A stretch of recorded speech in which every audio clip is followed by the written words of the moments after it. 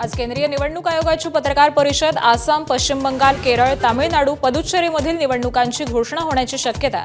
राहुरी आणि बारामती पोटनिवडणुकीचीही घोषणा शक्य.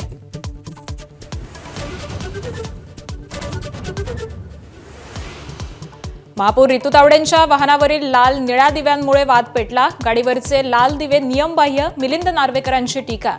तर अधिकृत गाडीवरचे दिवे 2 दिवसांपूर्वीच काढल्याचं महापौर कार्यालयाचं स्पष्टीकरण.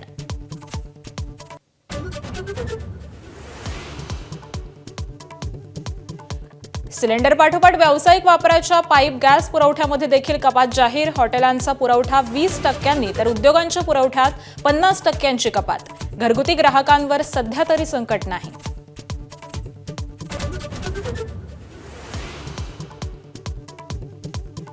आखाती देशातील युद्धाचा आज 16वा दिवस. युद्ध संपण्याचे अजूनही कोणतेही संकेत नाहीत.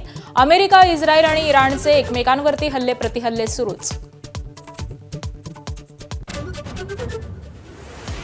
मुस्तफा खामेनींबाबत राष्ट्राध्यक्ष डोनाल्ड ट्रम्प यांचा मोठा दावा. इराणचे सर्वोच्च नेते जिवंत नाहीत. जिवंत असतील तर शरणागती पत्करावी, ट्रम्प यांचा इशारा. होर्मुझच्या समुद्रधुनीत भारताची 28 ते 30 मालवाहू जहाजं अडकली. जहाजावरती 677 पेक्षा जास्त भारतीय खलाशी. भारत सरकार जहाजावरती लक्ष ठेवून.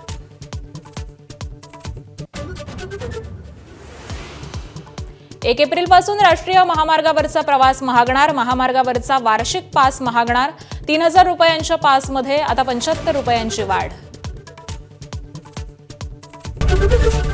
एबीपी माझा, उघडा डोळे बघा नीट.